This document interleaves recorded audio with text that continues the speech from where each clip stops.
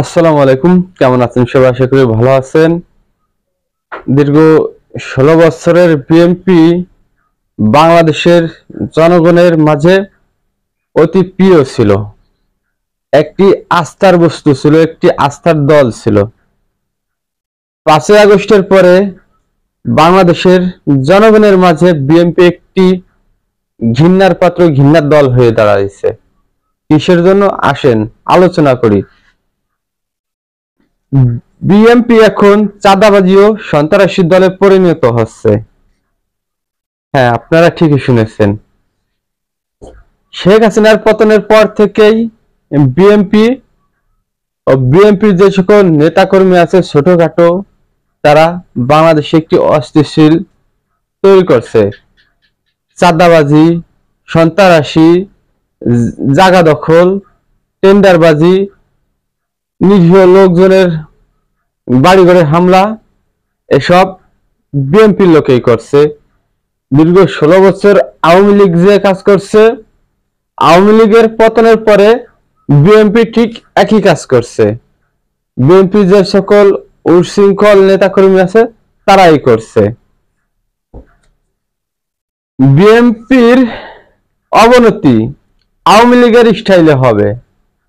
আপনাদের সাথে আজ কথা বলবো আওয়ামী লীগ ও বিএনপি নিয়ে। বাংলাদেশে যে জাতীয়তাবাদী দল বিএনপি, এই বিএনপির ধানের শীষে মাজরা ফুক লাগছে। হ্যাঁ, ঠিকই শুনেছেন, মাজরা ফুক লাগছে।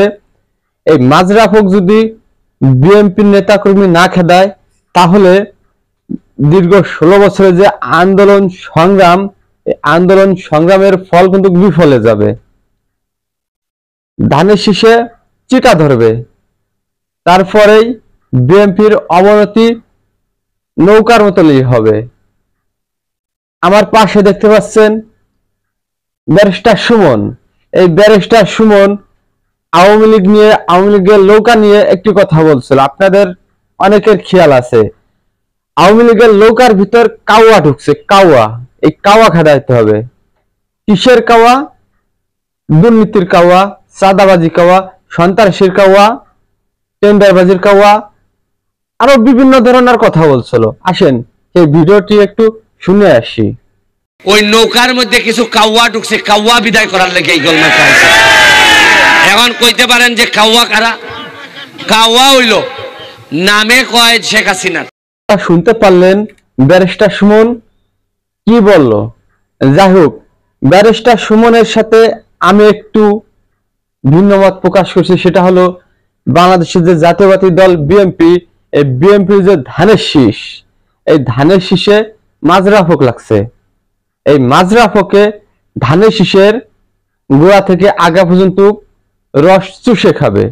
এই বিএনপি কে ব্যবহার করে বিএনপির কিছু সংখ্যক নেতাকর্মী বাংলাদেশে চাঁদাবাজি করবে, সন্ত্রাসী করবে, মানুষজনের উপর অন্যায় অত্যাচার চালাবে, নিরীহ লোকজনের উপর হামলা করবে, বাড়িঘর ভাঙচুর করবে, জায়গা দখল করবে, টেন্ডারবাজি করবে, আর যে সকল অপকর্মমূলক কাজবাজ আছে সেই সকল কাজবাজ করবে এই মাজরা ফোক বা বিএনপির কিছু সংখ্যক নেতাকর্মী আছে তারা। এই বিএনপির যে সকল উচ্চ পর্যায়ের নেতাকর্মী আছে তারা যদি এই মাজরা ফোক বা ছোটখাটো নেতাকে সাইজ না করে, তাহলে কিন্তু দীর্ঘ ১৬ বছরের আন্দোলন সংগ্রাম বিএনপির বিফলে যাবে। এই বিএনপির ধানের শীষে চিটা ধরবে।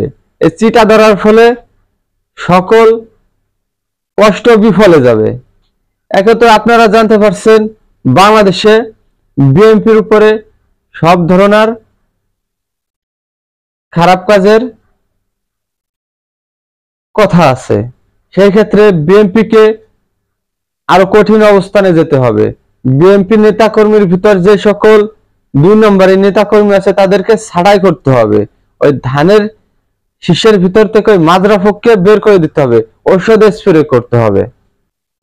বাংলাদেশে আওয়ামী লীগের পতনের পর থেকে বিএনপি রাজনীতি অঙ্গনে ভালো একটি পর্যায়ে ছিল।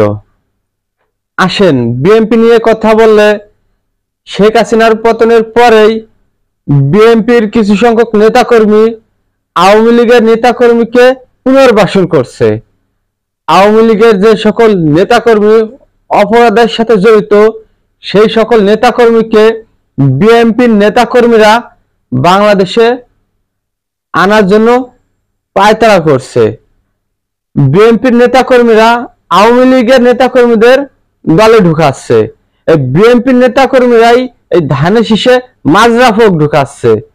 এই মাজরাফকের কারণেই এই বিএনপির নাম মুছে যাবে। বিএনপির দলের যে সম্মানের একটু ঘাটতি হবে। আপনারা দেখতে পাচ্ছেন বাংলাদেশে 5ই আগস্টের পর থেকেই বিএনপির নেতাকর্মীরা বিভিন্নভাবে কথাবার্তা বলছে। বিএনপির নেতাকর্মীরা পুরো বাংলাদেশেই বিএনপির নেতাকর্মীরা আওয়ামী লীগের কিছু সংখ্যক নেতাকর্মীদের দলে ঢুকে আসছে। বাংলাদেশে আওয়ামী লীগের দীর্ঘ 16 বছরের পদযাত্রায়, আওয়ামী লীগের দীর্ঘ 16 বছর ক্ষমতায় থাকাকালীন বাংলাদেশে বিএনপি, জামাত বা অন্যান্য যে সকল ছোটখাটো দল আছে তাদের নেতা কর্মীদের নিশ্চিহ্ন করে দিয়েছিল। বা বিএনপি জামাতের যে সকল নেতা কর্মী আছে তারা কিন্তু আওয়ামী লীগের নেতা কর্মীদের সাথে কিছু সংখ্যক নেতা কর্মী গা ঘেঁষেছিল। ঠিক সেই রকমই বাংলাদেশে যে সকল আওয়ামী লীগের নেতা কর্মীরা রয়ে গেছে, যারা ধরাছোঁয়ার বাইরে রয়েছে, তারা বিএনপির নেতা কর্মীদের সাথে গা ঘেঁষে থাকবে।